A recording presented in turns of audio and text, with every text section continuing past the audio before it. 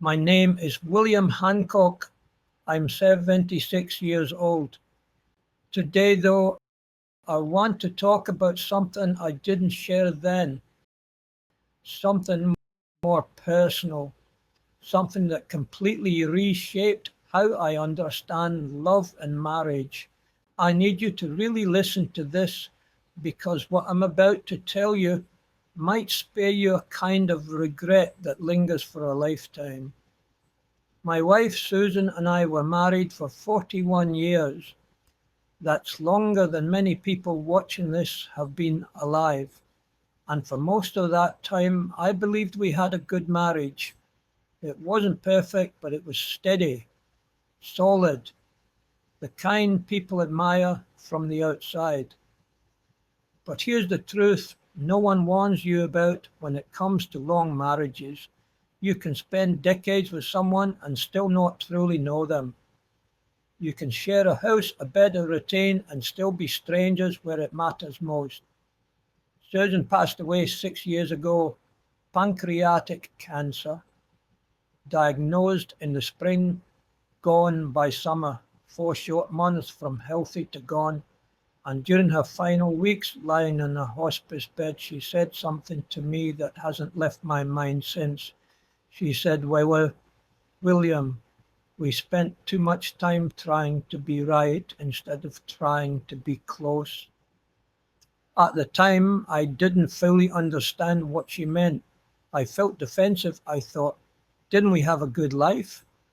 Didn't we avoid the big fights? We were comfortable together. We built a home. We built a future.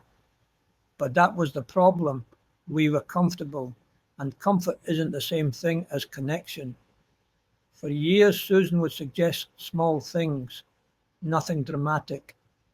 Let's take a pottery class. Why don't we go dancing again? Do you remember when we used to stay up late just talking? And every time I had a reason ready. I was tired. I was busy. It was impractical. It could wait. I wasn't trying to hurt her. I honestly believed we had plenty of time. I thought those little moments were optional.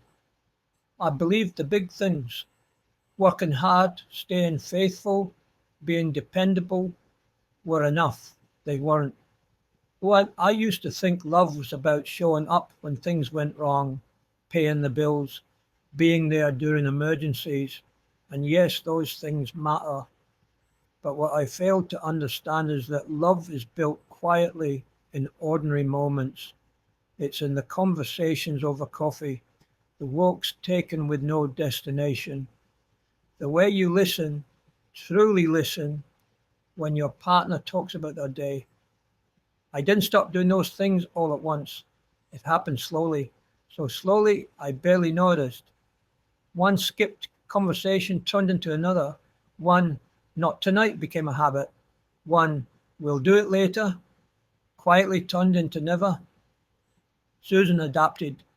She stopped asking me to dance, stopped suggesting we try things together, stopped pushing for deeper conversations. She found her own friends, her own interests, her own world. We become polite roommates who happen to be married, kind, respectful, and deeply alone. I saw it, or maybe I didn't want to see it. I told myself this was normal, that this is what long marriages turn into. The excitement fades, routine settles in, you get comfortable. But comfort is often just complacency wearing a nicer name. When Susan got sick, everything shifted. Suddenly, time was no longer abstract. All the things I assumed we'd do someday had a clear and unforgiving deadline. In those last months, we talked more honestly than we had in decades. She told me about dreams she'd quietly let go of, about pain she'd carried without complaint, about feeling invisible in her own marriage.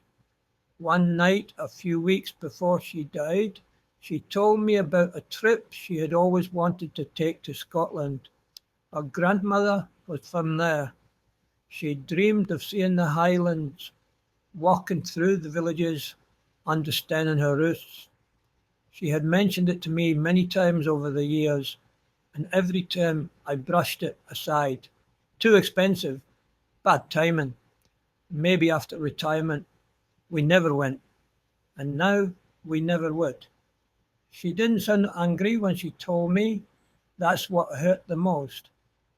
She sounded resigned, like she'd accepted long ago that I wasn't going to meet her there. I asked her why she never pushed harder, why she didn't insist, and she said something that broke me. I didn't want to force you. I wanted you to want to go with me. She didn't want obligation. She wanted enthusiasm. She wanted to feel that what mattered to her mattered to me. Here's what I've learned, and I hope you hear this. The greatest danger to a relationship isn't betrayal or explosive conflict, it's indifference. It's the slow decay that happens when you stop trying. You stop asking questions because you think you already know the answers, and then one day you wake up next to someone you barely know. Or worse, you stop making effort because you assume they'll always be there. You stop prioritizing the relationship because you believe there's plenty of time. And then one day, you wake up next to someone you barely know. Or worse, they're gone. After Susan died, I found a journal in her bedside drawer. She'd been writing in it for years. Reading it felt like discovering someone I'd lived beside but never fully seen. She wrote about loneliness, about feeling unheard, about moments that seemed small but hurt deeply. Times I was physically present and emotionally absent. Times I chose work, distraction, or comfort over her. She also wrote about love, about the man she married, about hoping that version of me would return, about trying to reach me and not knowing how. I was right there every night, same bed, same house, but emotionally I might as well have been worlds away. The hardest part is knowing it wasn't intentional, I wasn't cruel, I wasn't unfaithful, I was careless.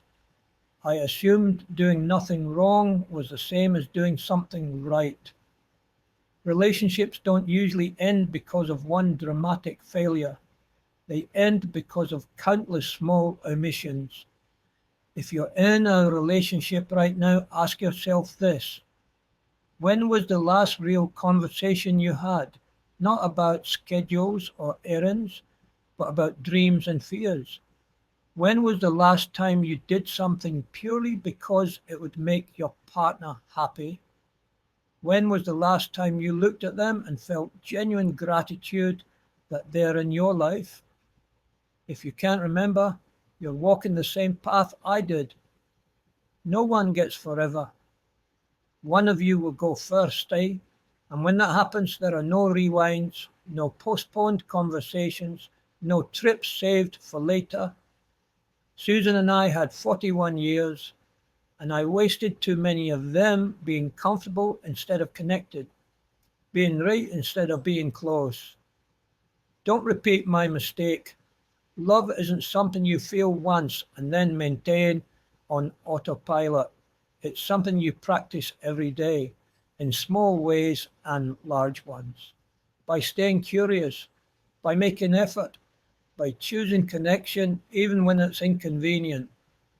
After Susan passed, if people told me I'd been a good husband, they meant well, but they were wrong. I met the minimum requirements. I didn't betray her. I didn't abandon her, but that's a painfully low standard. Being a good partner means actively nurturing intimacy, choosing vulnerability, showing up emotionally, not just physically. I still think about Scotland, about how little it would have cost me to say yes. A week, some money, that's all, and it would have meant everything to her. If you love someone, don't wait, don't assume, don't delay. Ask them about their dreams, listen to their stories, say yes more often, be present, be intentional. because one day you may find yourself where I am, alone, looking at old photographs, wishing you'd understood sooner what really mattered. I'm not sharing this to make you feel guilty. I'm sharing it because you still have time. Use it.